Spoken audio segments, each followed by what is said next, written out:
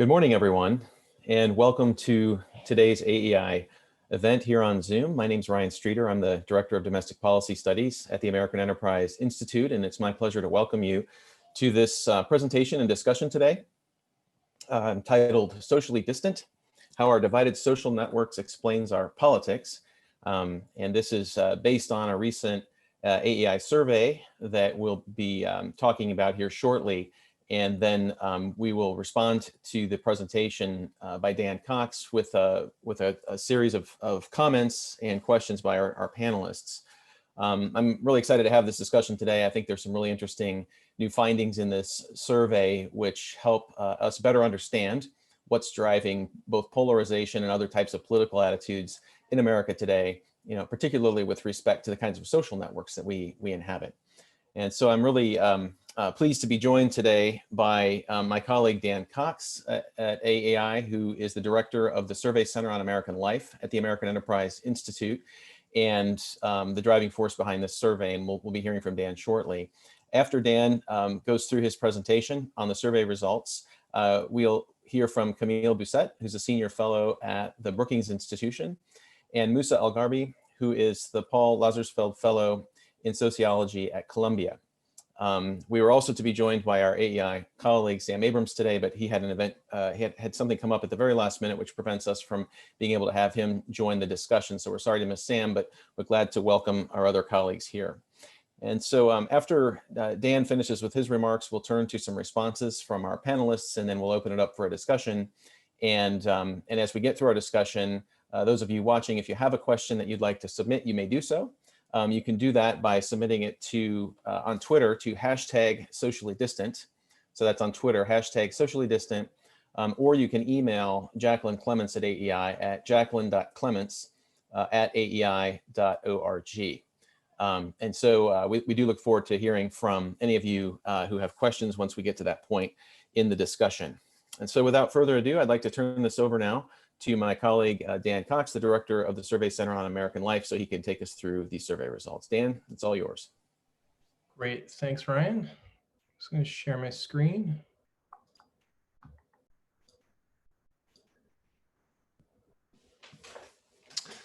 Great, well, thank you everyone for joining us today. Before I begin, I want to give special thanks to the Knight Foundation for their support of this work and all of the amazing research, editorial, and communications assistance that made a report like this possible. When we conduct polls, we tend to think make a big deal about differences between Americans on policy questions and voting, social attitudes, and even political behavior. We compare and contrast by gender and age and race and religion. And embedded in this thinking is that ascribed or achieved attributes, whether it's race, religion, or gender, shapes how we think and how we act.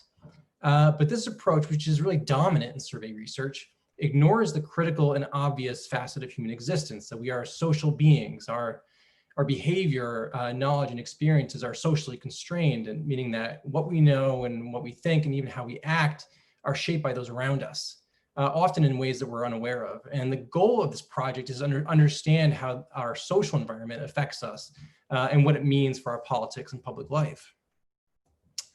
So before diving into the results, I think I should spend just a little bit of time talking about the actual survey we conducted. First, the basics. We conducted a national survey of roughly 4,000 adults age 18 and older. The survey was designed by the Survey Center on American Life and administered by NORC at the University of Chicago. It was self-administered online. In this report and in this presentation, you'll hear me use the phrase social networks an awful lot. And it's important that I define this term and explain how we measured it. When we talk about social networks, we actually mean core social networks. These are our close personal associations and contacts. This survey does not in any way provide a comprehensive measure or look at the complex web of social relationships that each person has. Rather, what we do is use a egocentric social network battery that relies on each respondent to identify the people closest to them. And we define that as people who you've talked to about personal important matters in the last 6 months. And we ask this regardless of what your relationship is with that person, where they live, or how often you talk. And survey responses can provide up to 7 social contacts. They provide just their name or initials. And then once they did that, we asked them to provide a range of different information about each of these people. So their age or gender, race, religion, or political preference. Looking at the size and composition of American social networks tells a really important story. First, we'll look at network size. So since 2013, we're seeing a pretty significant jump in people who say that they have no member of their no member of their social network. And this is people, again, defined as people who've talked to about important matters within the last 6 months. So 17%, and that's up significantly from 2013 when it was 8%. And we asked a question because we knew we were conducting this during kind of the height of COVID, whether COVID-19 was playing a role, and at least 1 in 3 Americans said that it did play a role in them having less social contact. It's also really notable, though, that we're also seeing an increase at the opposite end, right? So people with 7 or more people in their network, that jumped from 17% to 22%. So it's a little bit more complicated than that social networks are shrinking. I should also mention that we see significant variability in the size of our social networks depending on people's demographic background. So being older or married, having more formal education is all associated with having a larger social network, and something we'll talk about a little bit later.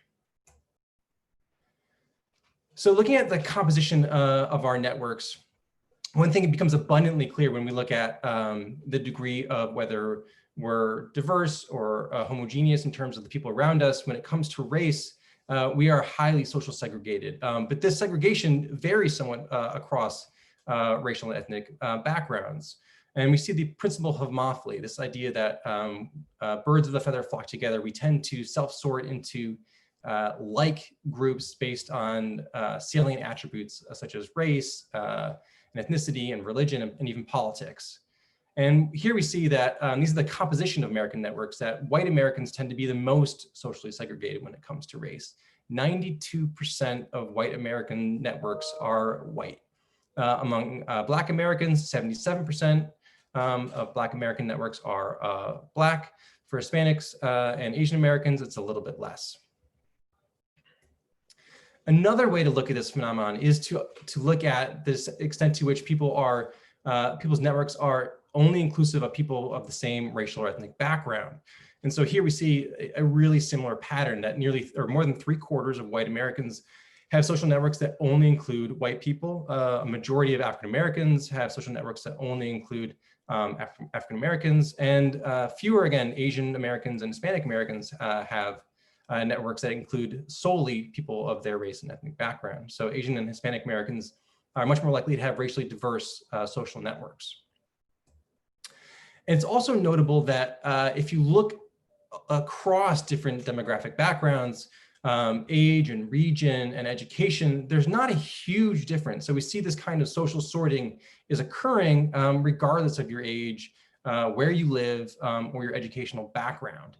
There are some differences that are notable. So younger white Americans, for instance, are less likely to have exclusive white networks than white seniors. There's a 15-point gap there.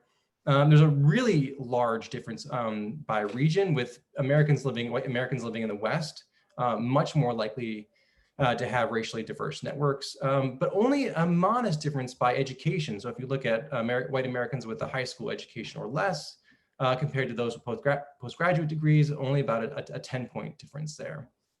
So we see the same pattern actually among non-whites as well, but because of sample size, we couldn't break them out in the same way we could do it among whites. The same general tendency to self-sort that we saw among race, we also see in politics, which if you live in DC, probably comes as no surprise, but it's pretty pronounced. So if you look at Democrats and Republicans, 77% of Democratic networks include supporters of Joe Biden, whereas Republicans, 3/4 of the networks of Republicans include Trump supporters. So again, we're seeing much greater uniformity among partisans than we are among political independents.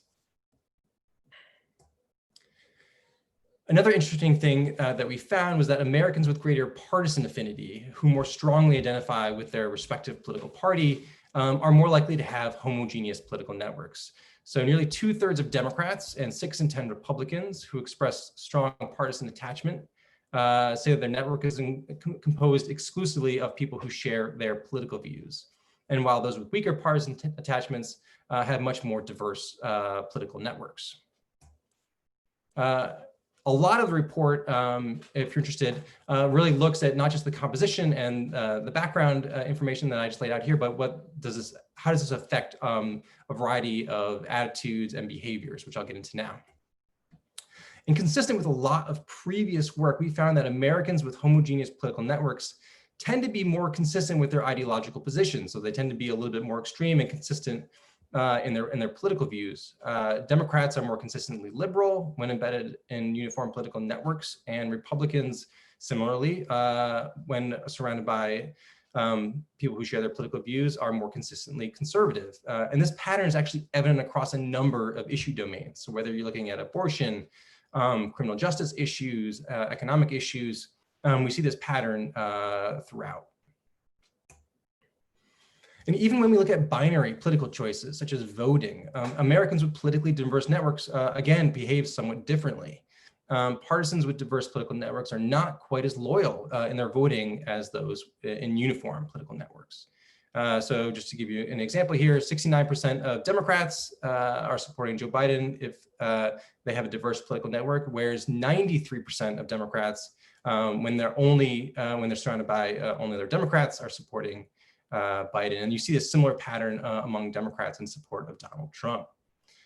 It's notable that these diverse networks express greater uncertainty as well. So if you have a diverse network, there's more expressions of uncertainty, not voting. And again, that is pretty consistent with the literature on this.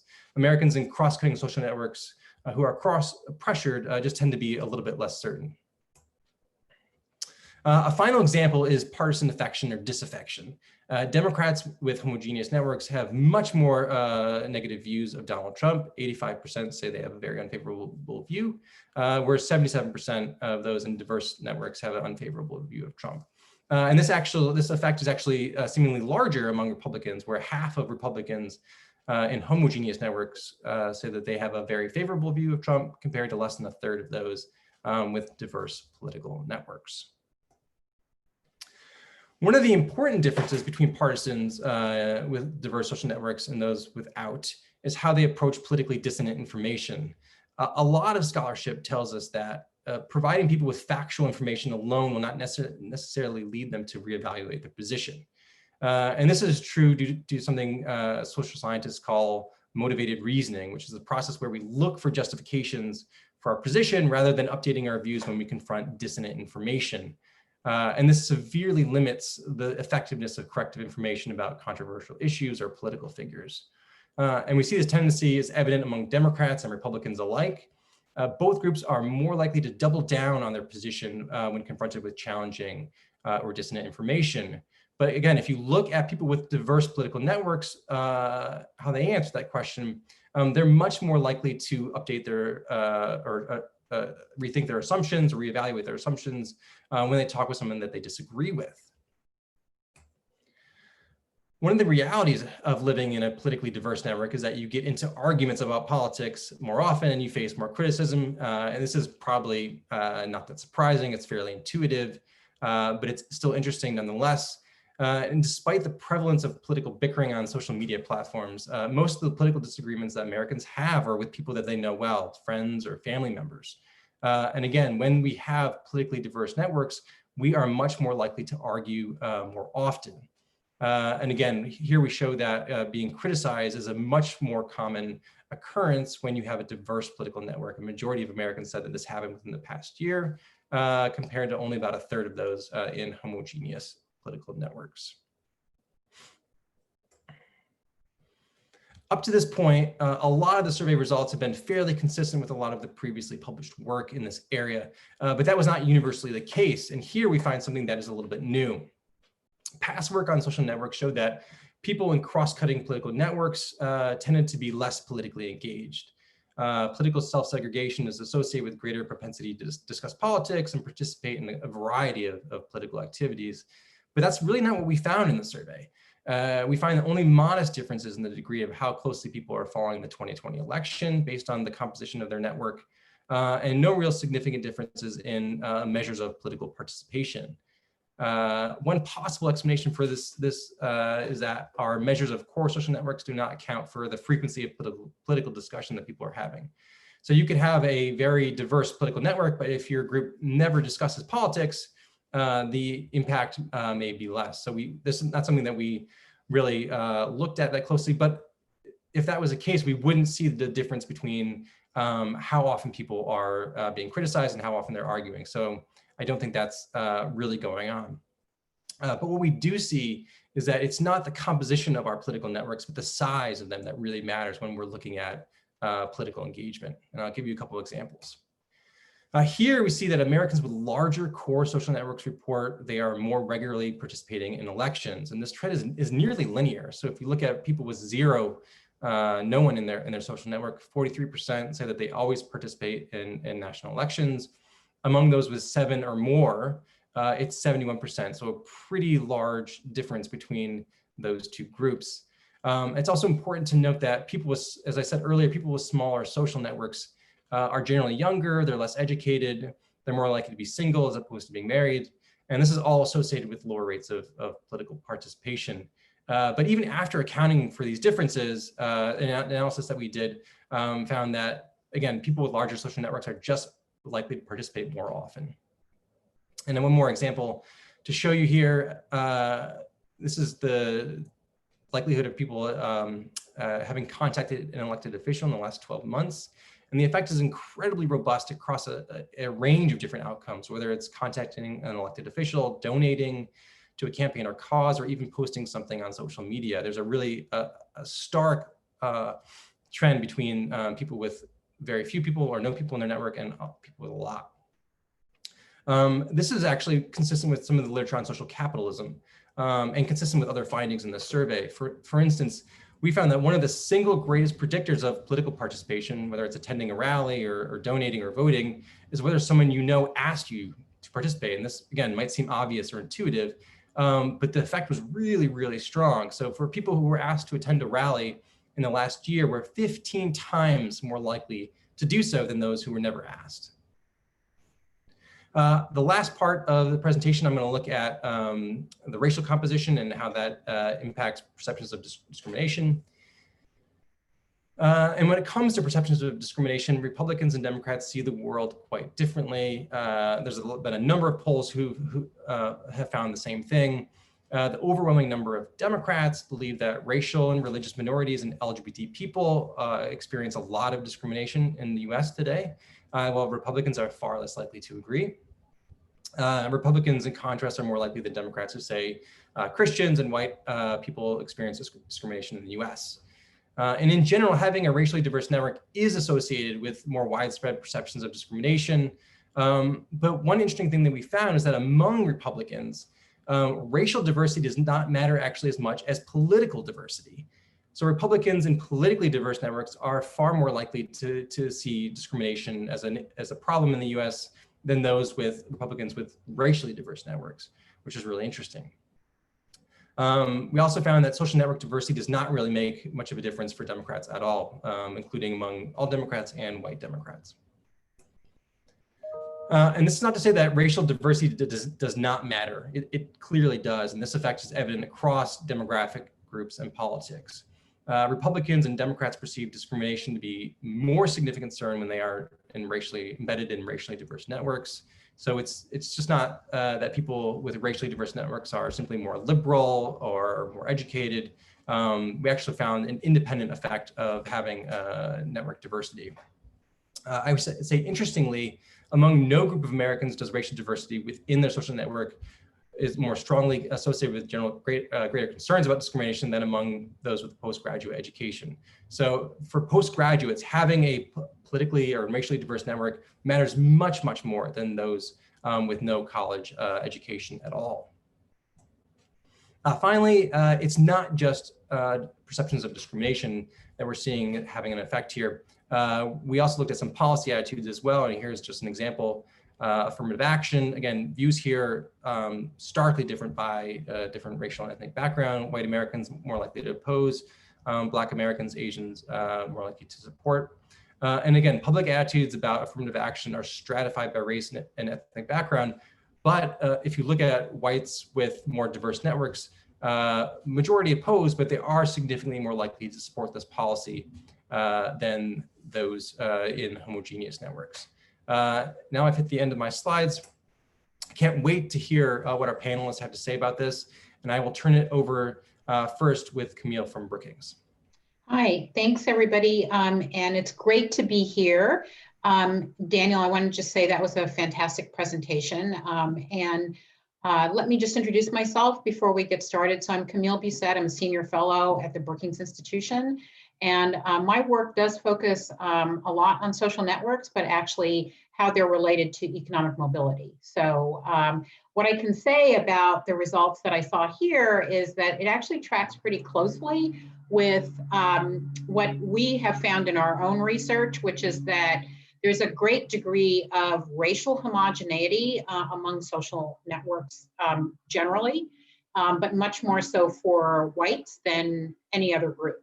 So I think that's fairly consistent with what we found. But let me just talk about the results as they are presented here. So one of the most interesting points for me when I look at these results is the question I think about is how do you create political coalitions in order to advance public policy, particularly at the local level. And the reason I'm going to talk about the local level is that the impacts of COVID, the impacts of the economy, the COVID pandemic economy, and the questions in national conversation about racial justice often imply local solutions and local conversations. So my question when I look at this data is, how do you create political coalitions that move policy when you have these kinds of results where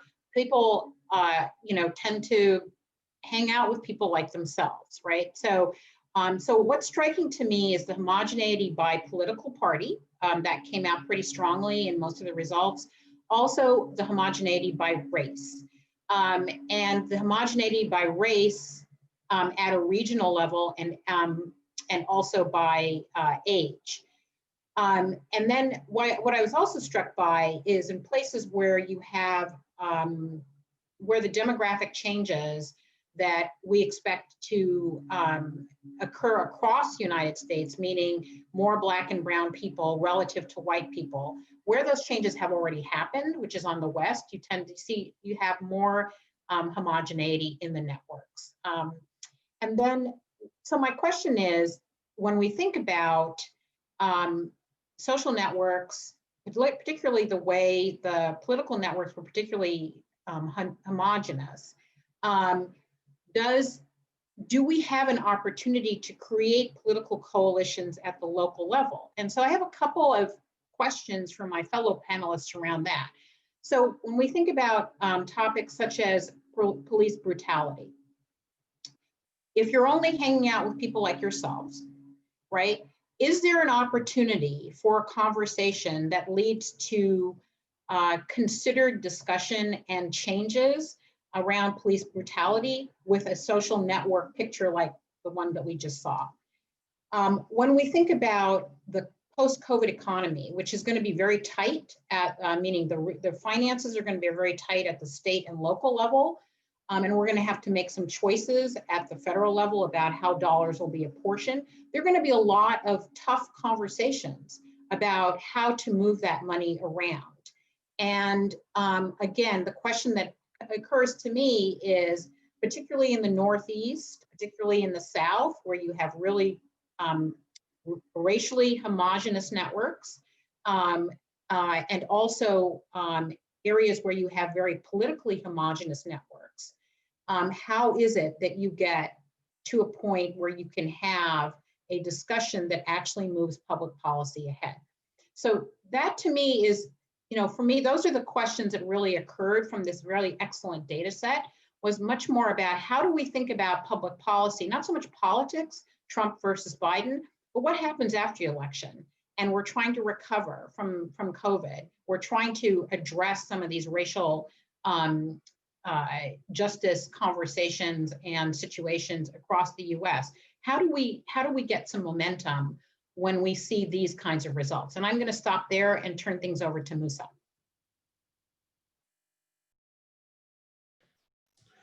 Thanks, Camille. Thank you for having me, everyone. I'm a sociologist at Columbia. My work explores how knowledge is produced and transmitted and put to use or not, and how people's thinking is shaped by their social context. My remarks won't be super structured. Basically, what I'm going to do is quickly run through some patterns in the data that I noticed while looking over the report, which can be good jumping off points for discussion. I already made note of some of the patterns that I found interesting or compelling in some brief essays I wrote for Interfaith America and Heterodox Academy. As some people watching may have come to this by means of those essays, I'll try not to be redundant with those and focus on other things that I haven't written about previously. Okay, so one of the things that I noticed is that in a lot of circles in academia and in the media, there's a tendency to draw a distinction between people of color on one side and whites on the other. Within that framing, there's kind of a presumed solidarity between members of minority groups with one another and in opposition to whites.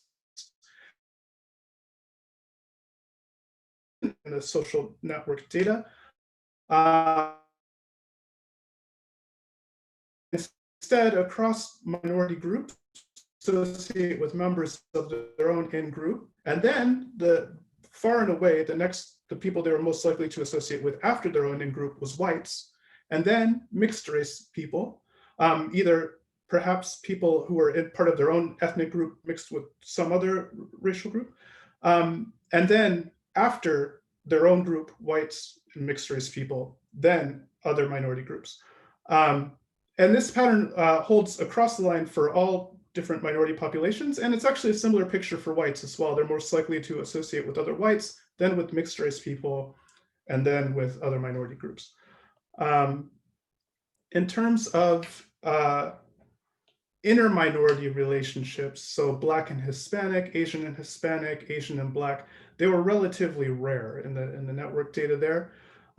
Minorities, so I guess the short answer is minorities don't seem to draw the same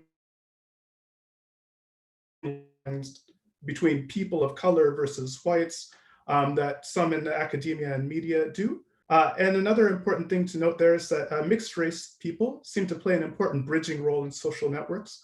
According to Pew estimates, roughly 7% of Americans identify as mixed race. Far fewer people identify as mixed race than that identify as white, Black, or Hispanic. Yet across racial lines, they're the people that both whites and minorities are most likely to associate with after their own group, whites.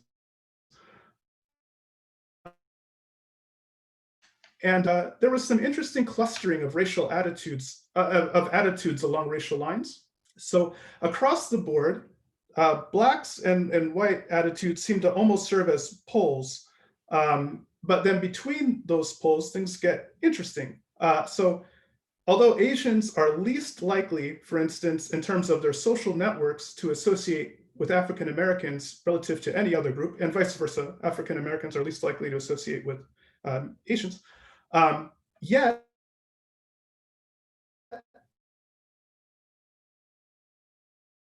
Asians were the group that was most attitudes, while Hispanics were consistently the group that was most similar to whites. This was true, for instance, on affirmative action.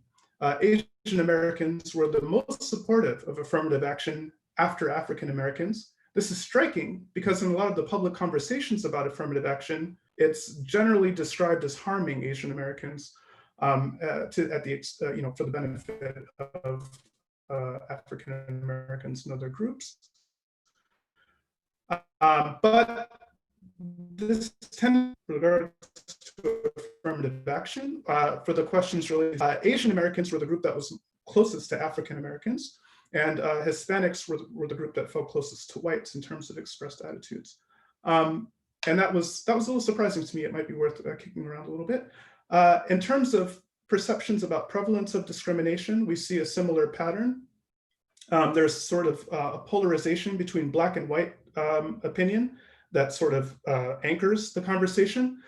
So irrespective of the minority of the reference group, African Americans were most likely to say that that group faced a lot of discrimination, while whites were consistently least likely to say this, and then Hispanics consistently fell in between the black and white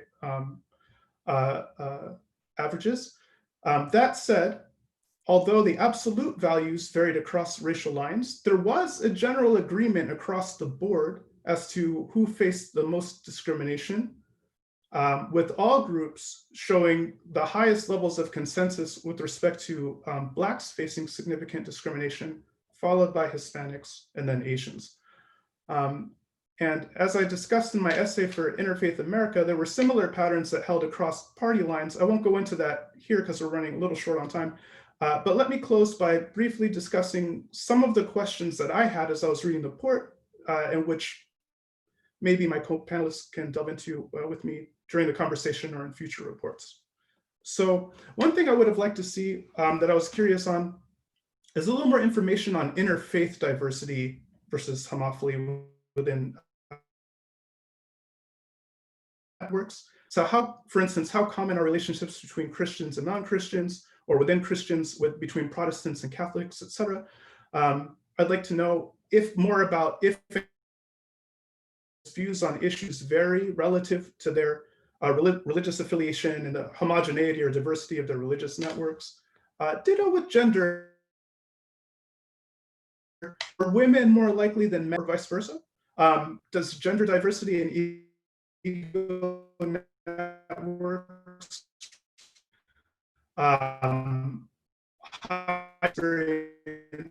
criticism to change one's mind in the face of networks that are diverse along religious or gender lines vary in systematic ways from people who are more homogeneous along these lines? How does propensity to associate across gender, say, relate to propensity to have relationships that cross religious lines or party lines or interracial networks? Are some people just more likely to associate with different people across these different spectrums, or are they like have more robust networks across these different spectrum? If so, what are the attributes of those people? I'm curious. And then lastly, does the percentage of diversity in one's ego network matter for some of these questions? So a lot of the report focused on a binary between people with diverse networks versus people with homogeneous networks. That's a natural dividing line. But I am a little curious when I was reading it about, say, how do people with, say, one person who's from a different group, either an ethnic, a different ethnic group or a different political group, if they only have one member who's a member of a different group, how is that different versus if they have, like, say, if half of their network is of a different group than themselves? So these were some of the questions that I had as I was looking it over. Lots more to dive into, but I'll leave it there. Thanks.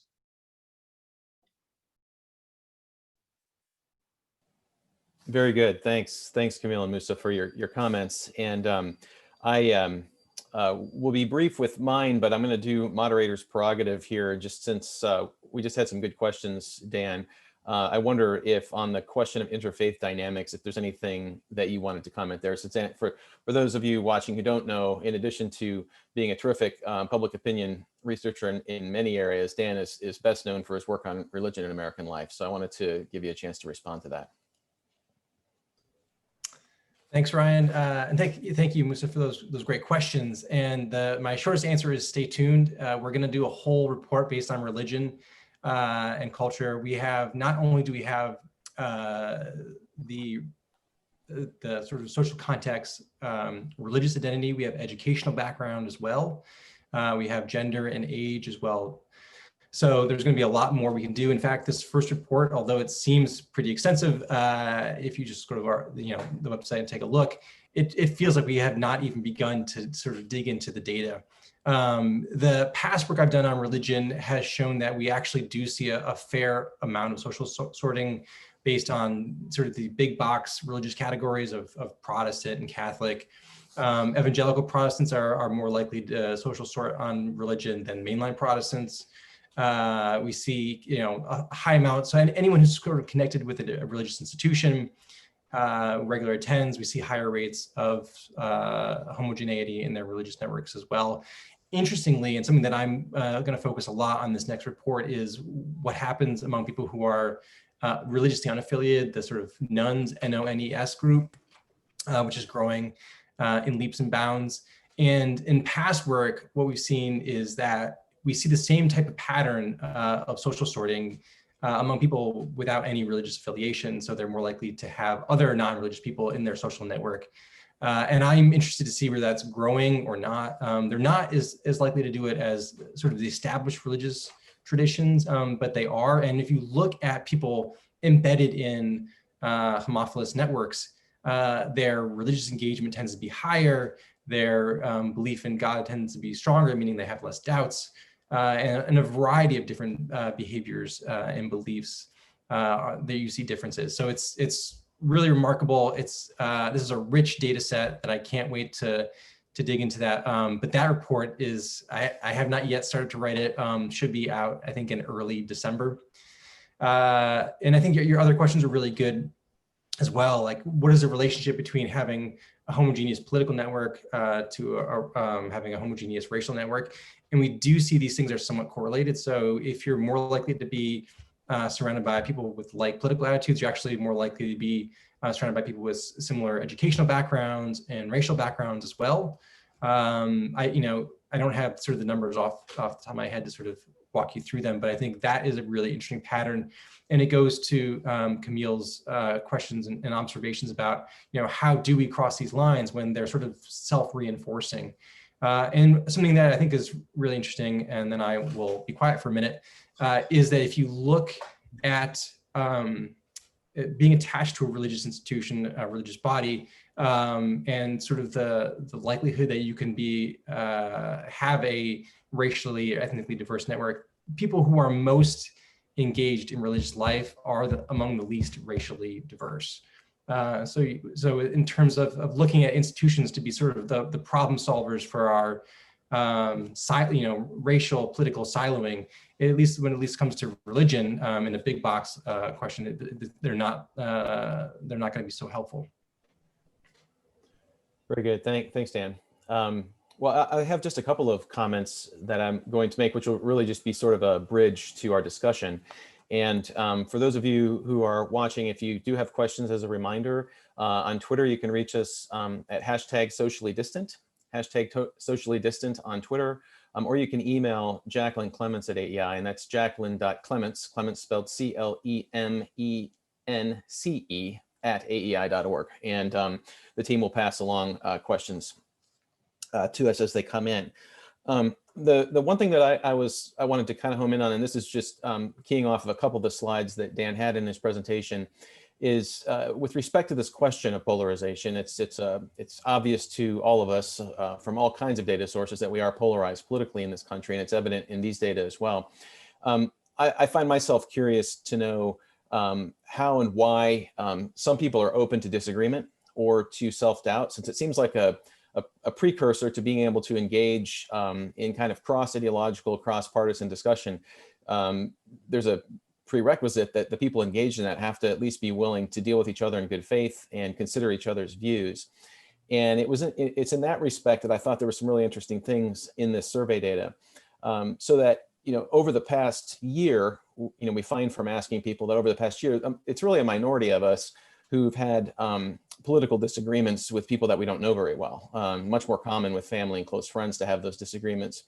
But then you see that people that live within and inhabit politically diverse networks, that sort of flips, so that, where you have about a third of people in general saying that they've had a disagreement politically with someone they don't know very well, you see that flips to almost half among Democrats and a little bit higher among Republicans. So when you have that political diversity, the engagement in conversations where there's some disagreement seems to happen more frequently. And then also related to that, maybe following from it, is the way in which people who inhabit politically diverse networks also experience more criticism. So when we ask that question, if you've been criticized for your political beliefs, we find that, again, the majority of Americans, about 58%, say no. But when you look at the people in politically diverse networks, more than half of them say yes. And so there's something about, and this makes sense, right? I mean, you inhabit diverse networks where you're used to hanging out with people and trusting people who don't share your political views. You're going to open yourself up more to disagreement. And then the third element in that point is when we ask people about whether or not they've questioned their political assumptions at all. We find once again that people who live in politically diverse networks are more likely to say that they question their assumptions after a conversation with someone where they didn't all see eye to eye. And again, that it sort of flips from the majority of us who kind of dig in after having had those types of conversations to those within politically diverse networks who have the somewhat different experience.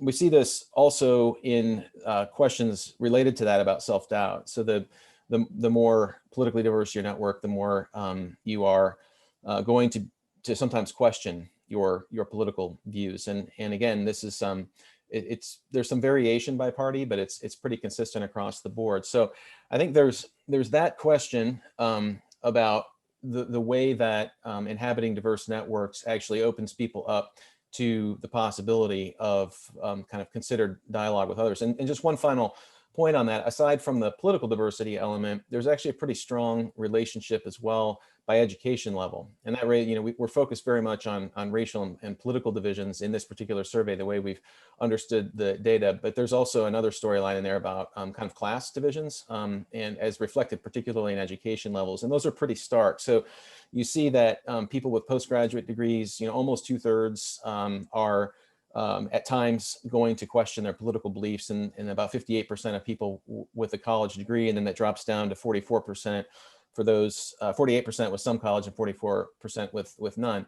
And then sort of related to that in a converse way, you see that when we ask people how confident they are in speaking out about something that they don't know a whole lot about, people with higher levels of education are going to be much less likely than people with lower levels of education to say they're comfortable doing that. So there is something about levels of education and epistemic humility which seem important to this question about overcoming polarization. And that's a touchy subject just because of the kind of populist moment that we're in as a country right now, but it does raise this question about the role of our educational institutions in sort of addressing these issues. And so I thought I would just use that as a bridge to questions, and then I'll turn to any questions that we have coming in from the outside, and it looks like we have a few. But one question I had for really all of you, whoever wants to jump in first, is what we might know about why people with diverse networks actually have diverse networks in the first place. Is there, the majority of us are in homogeneous networks we've found, but there's a substantial and important group of Americans that inhabit diverse networks. Why are they in those networks? What do we know from this or from other survey data? Dan, do you want to start us off there, or the others? Well, I can say a little bit Okay. generally from my own research, which is that people tend to form their networks in two main areas, two main sort of parts of their lives. So one is during school, and that's K through college, and then again at work. If you have the full K through college experience or post-college experience, your opportunity to broaden your network in terms of the number of years that you have to broaden your network is much greater. And then the number of opportunities to meet diverse people is also a much broader set of opportunities. And then again, if you are enmeshed in a working environment where there are lots of different types of people, and so that kind of correlates again with having higher levels of education, you are likely to meet people and form relationships with people who are a little bit different from yourself. That said, however, in my own research, I found that educational segregation and residential segregation are countervailing to those opportunities. So if you live in a place where there's high residential segregation, then even in college, school, et cetera, you're likely to hang out with people like yourselves, right? And so I think there are these two countervailing kind of forces, but in general, I think diverse networks are a result of diverse residential and educational patterns, and then a long opportunity to develop relationships from K to college to past that, and then in a more diverse workspace. Yeah, I mean, one thing that I was thinking a lot as I was reading the report was this question of causality. So is it just that some people are more likely to, that certain people are more likely to have, like certain people who have certain predispositions, say more humility, more openness to pluralism or whatever, are more likely to have social, and this is why we see the associations? Or is it that the networks themselves shape people's attitudes?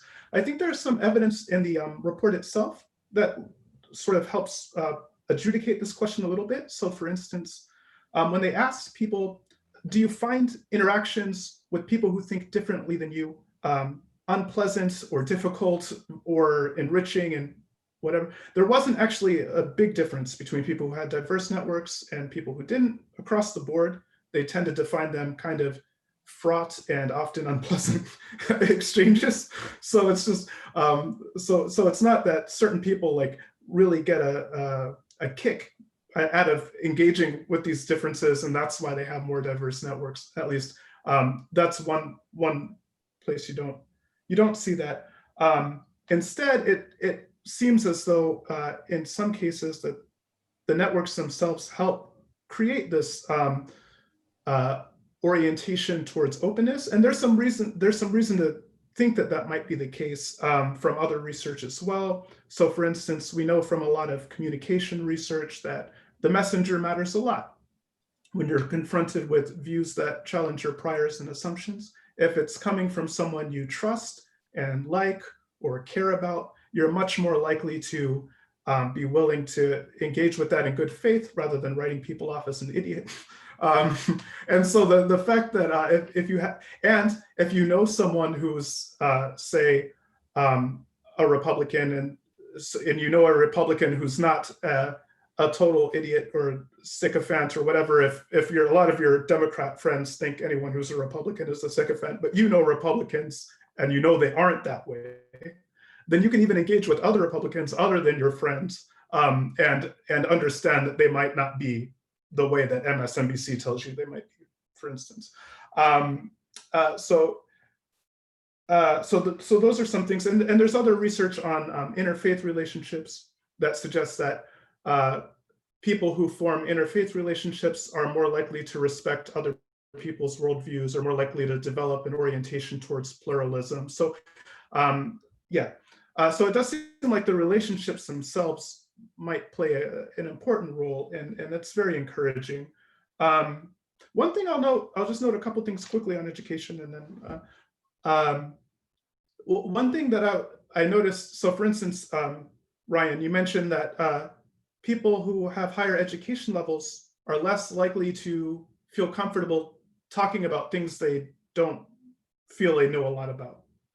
One thing that I was wondering is this difference in part, though, that people who are highly educated maybe don't feel like they are less likely to confront a subject in which they feel they don't know a lot about, right? So if they're talking about the budget deficit or something, someone who hasn't gone to college would maybe be more inclined to say, I don't know a lot about that, whereas someone from college might feel like they have some kind of knowledge about budget deficits, even though if you actually press them, ask them specific questions about how things work, they probably might not know as much as they think they do. There's a great book on this by Ilya Samin called Democracy and Political Ignorance.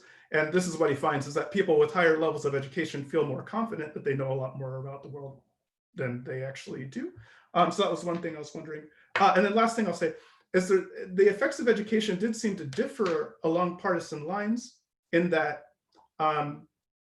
going to college resulted in Republicans being much more likely to form interpartisan friendships, whereas going to college did not seem to really have any effect on Democrats forming interpartisan friendships. And I think the base rates there are a large part of the reason for this. So if you're, because institutions of higher learning skew pretty far left, if you're a Republican going into an institution of higher learning, you're going to be confronted with views that run counter to your own a lot more commonly, and you're going to be presented with a lot more opportunities to form friendships with people who are not Republicans.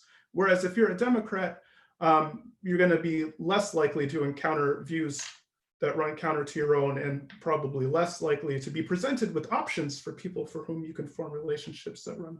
And I think that that's probably part of why you don't see that same kind of effect for Democrat students who go through college as you do for Republicans who go through college. Anyway, those are some preliminary thoughts on that. Very good. Yeah, all very interesting. Thanks very much. We have some questions in the queue from viewers, so I'll turn to those now. First question is just in a straightforward way, how worried should we be about homogeneous political networks? I suppose the kind of assumption here is there's normative value in having more diverse networks, but the question is how worried should we be about these? Most Americans live in homogeneous networks. How big of a problem is that really? Anybody want to take that on? Yeah, I'll jump in on that one. So, and it allows me to plug a new survey that we have out today on conspiracy theories and misinformation around COVID-19, where we actually, in the survey, we didn't have the extensive social network data we have in this report, but we actually asked folks about their just friendship networks. So are their friends mostly Republican or Democrat?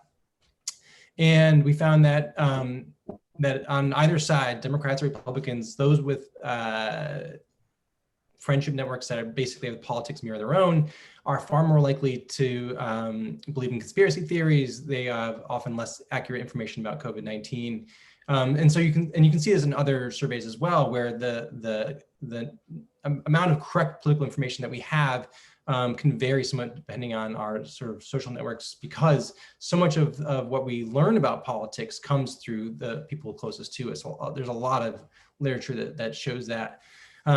We also conducted a poll last year on dating, and we found that there's some unique, we're sort of in a unique period in some ways where politics has become a little bit more salient, even in non-election years than in the past. And so we find when it comes to dating that people are making the politics of prospective matches or partners a much higher priority than they have in the past.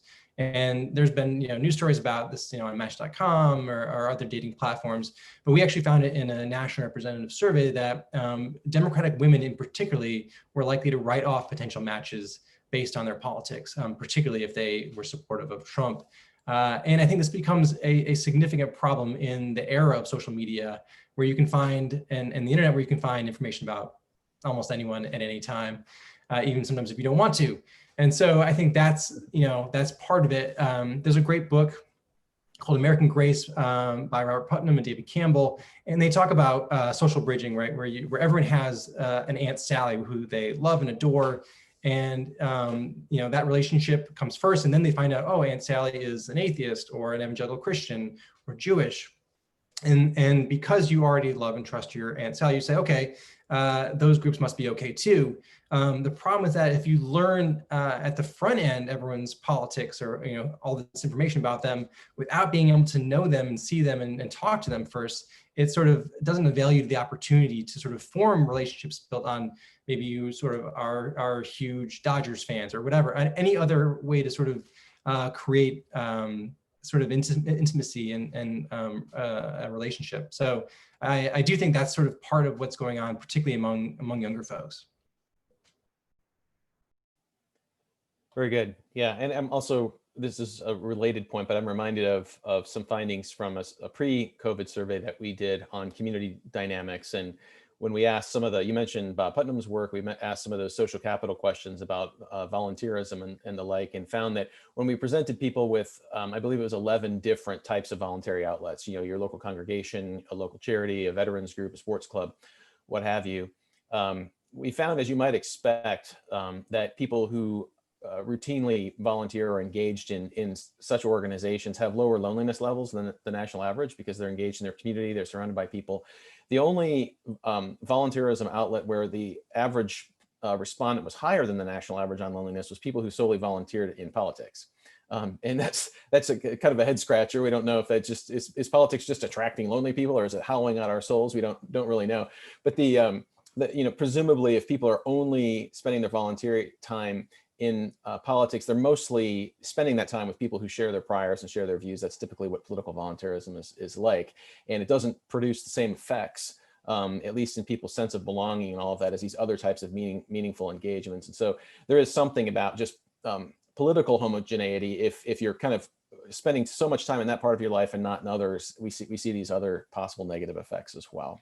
I also just wanted to jump in on 2 points. One, having to do with political homogeneity, which is that, we are at a point in the United States fiscally, in terms of the aging of our population, et cetera, where it's actually going to be very important for us to make some tough decisions. Are we raising taxes in order to cover, a range of social expenses? How, are we going to be cutting down military budgets? Exactly all these different, are we going to have, more money for infrastructure, et cetera? Those are all pretty fraught debates. And to the extent that we are polarized, right, and hanging out with people like ourselves, it's a lot harder to get movement on these topics.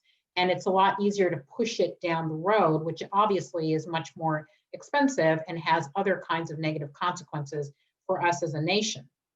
That's number one. Number two, the racial homogeneity is particularly problematic for a nation that is trying to address racial injustice. I mean, the fact that you have, 77%, I think, of whites in this particular study are hanging out only with white people, is not actually helpful to having conversations about how we as a nation address racial injustice. So I think, on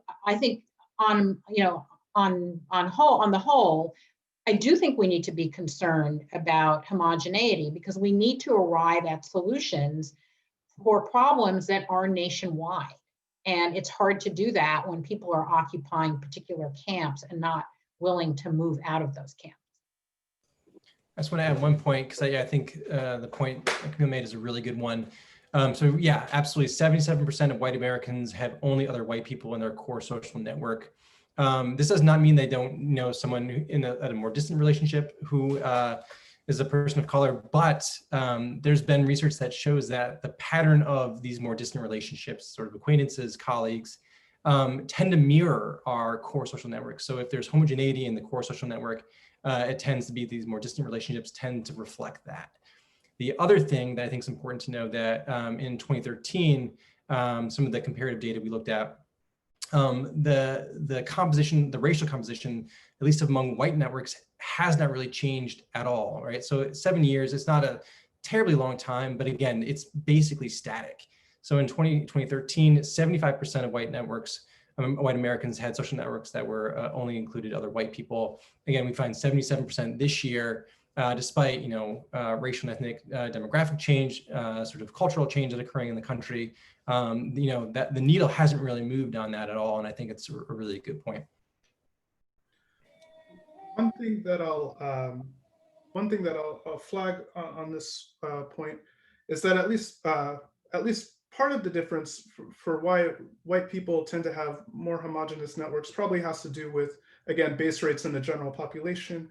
So given that whites are still the sort of dramatic majority in the population as a whole, it's just easier for them to form more homogeneous networks than, say, Asian Americans, who are 4% of the population, even if they have the same levels of desire to, or same inclination towards people who are like them. It's just harder to have a network of only people of your same group if you're a much smaller group, especially when there's, given the power dynamics, the institutional dynamics, where a lot of gatekeepers, say, at different institutions you might be involved with would be a different race than you, et cetera. And so one of the things I was noticing when I was looking at the one of the charts that Ryan went through at the beginning is that the level of homogeneity in networks almost, I mean, it corresponded basically with the base rates in the general population. So Hispanics had some of the least homogeneous groups. That doesn't explain the whole, that doesn't explain all of it, but it's something that I just want to sort of draw people's attention to. Can I just respond to that really quickly before we move on? Yeah. You know, I actually have a slightly different view of that, Musa, which is that, you know, I do think that this consistency of whites having, well, most whites having only whites in their network is actually not just a result of population and demographic dynamics, but I think it has a lot to do with the way we are socially organized in the following sense, right? So whites tend to live in white neighborhoods. And when there are opportunities to bring in, you know, affordable housing and things like that, so zoning, different kinds of zoning opportunities, often the white people in a neighborhood will organize to keep those kinds of housing out of their white neighborhoods, right? So this is not just a sort of passive thing. Well, I'm white and most of the world is white, and so I'm going to associate with whites. No, it actually is the result of policy choices.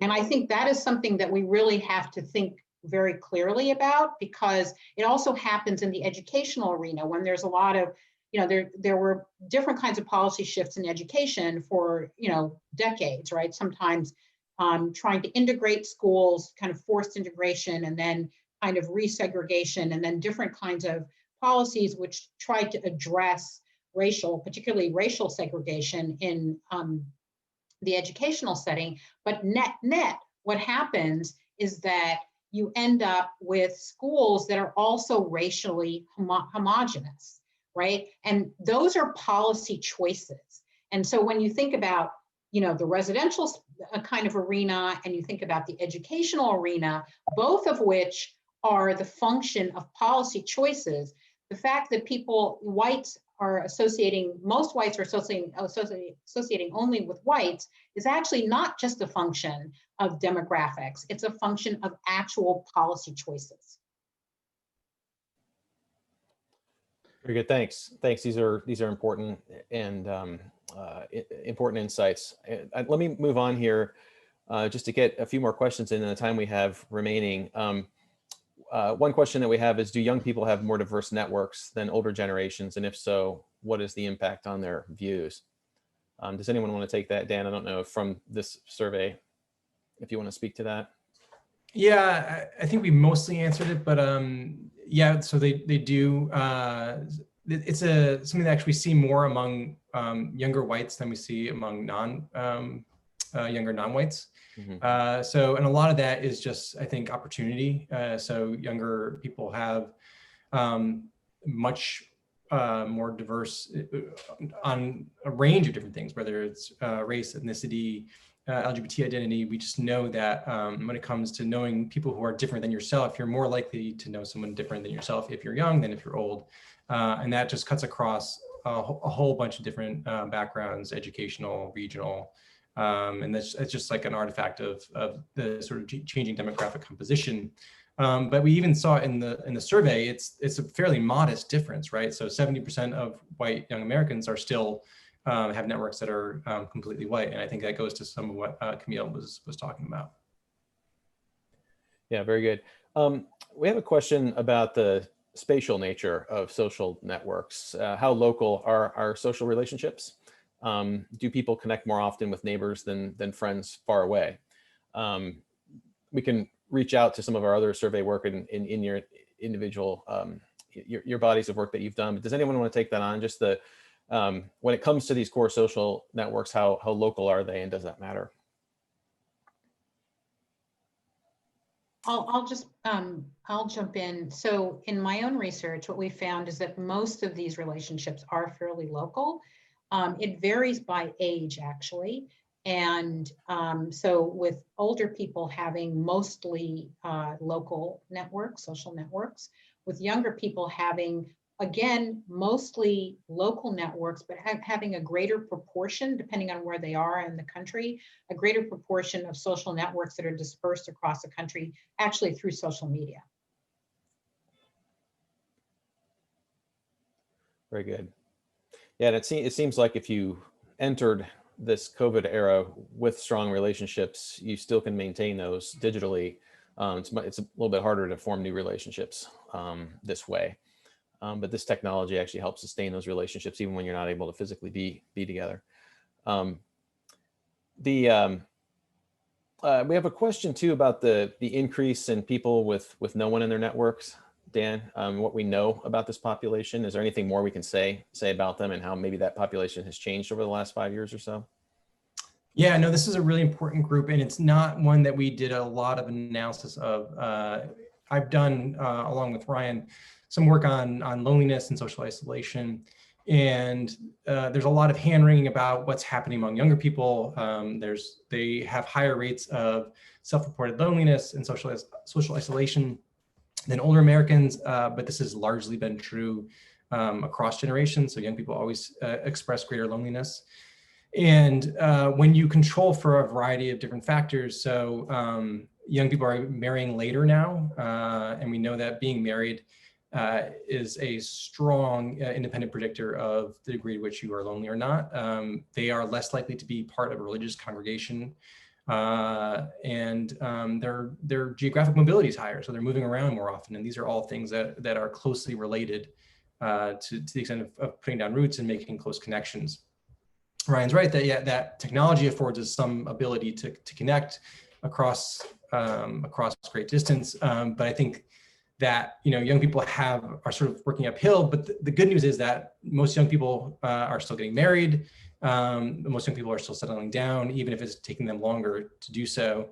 And so some of that, the difference between millennials and boomers in terms of their loneliness will dissipate. The thing that normatively I remain most concerned about is the sort of connecting and the connective tissue that religion provides. So if young people are less attached to religious institutions and not getting the social benefit, not even looking at sort of the spiritual and religious benefit, but just like sort of the social content that religion provides, what sort of steps in to fill the gap? And it could be a variety of things, none of which I think I'm convinced will take the place. So whether it's sort of sports teams and hobby groups and all these other things that young people seem to be very engaged with, but institutionally they don't provide the same kind of structure and same kind of sort of regular interactions that religion does. So yeah, so I think like it's an important group. I think that the uptick we find in this survey, some of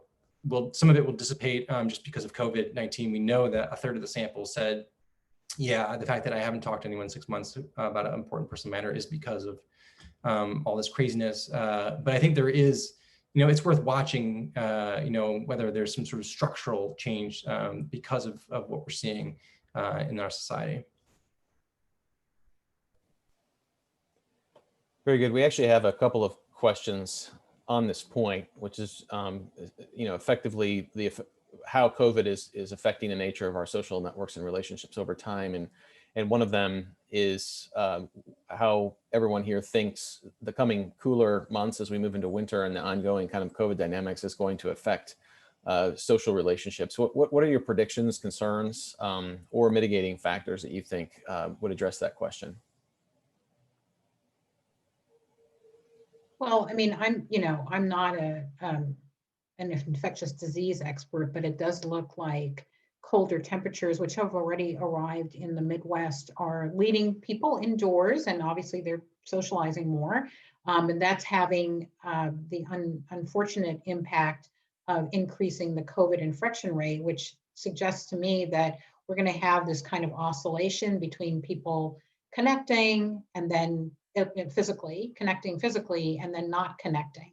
And I think, to the degree that people, their social relationships are neighbors and friends and much more local, you'll have this oscillation in, that kind of connection. And to the extent that people are mostly online, that will probably be just consistent. I mean, based on what we are seeing, at least with the upper Midwest right now. one thing that I'm kind of keeping an eye on or concerned about with respect to social networks over the next few months is going to be also the effect of the election. It's hard to predict. I mean, right now there's like tensions are very high. In the event that there's not a sort of clear outcome that people are respecting sort of across the board, you know, we'll have to see what sort of social unrest or what the state is after the election, I guess. Because I know already the state of politics has been putting strain on a lot of people's relationships, especially, you know, the looser the relationship, the more easily. So we'll have to see sort of after this November what our sort of broader civic situation is looking like. And that's one thing I'm keeping an eye on.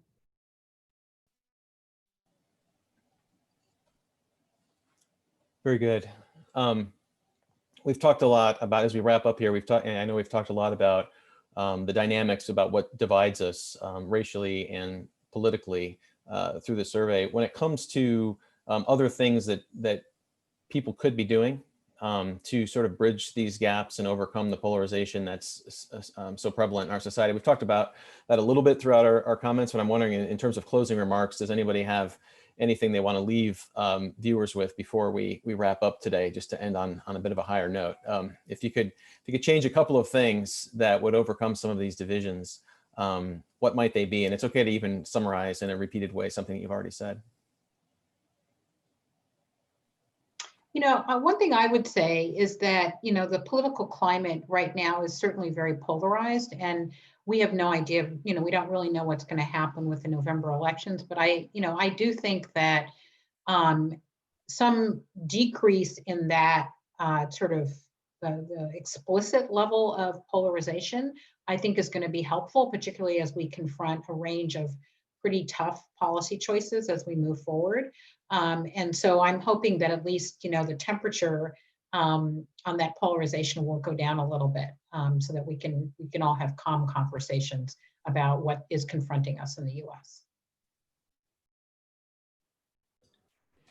I would say that, and this is not part of the survey, but there's a lot of evidence now that the reason Biden is ahead of Trump in most polls is not because he's animated the left wing of the party, but actually he's done a good amount of persuasion of sort of more right-leaning independents and Republicans. And I think that's actually a incredibly positive event that campaigns are making decisions about. Let's persuade, let's discuss policy options and policy choices with people who we may not agree with on everything, but we can still attract folks in the middle on the right if we're a Democrat. And you know, obviously this would be great if both parties sort of said, you know, we sort of, in the past, we've been focused on just turning out the base. But if we see that, you know, this other strategy is effective for Biden, we may see both parties kind of re-engage, sort of say, hey, there is a vibrant middle and they're worth talking to. Yeah, I agree. That would be, and absolutely. Well, and then one other thing that was very encouraging in the report as well is that, as you noted, education institutions do seem to be having a positive effect for facilitating these relationships and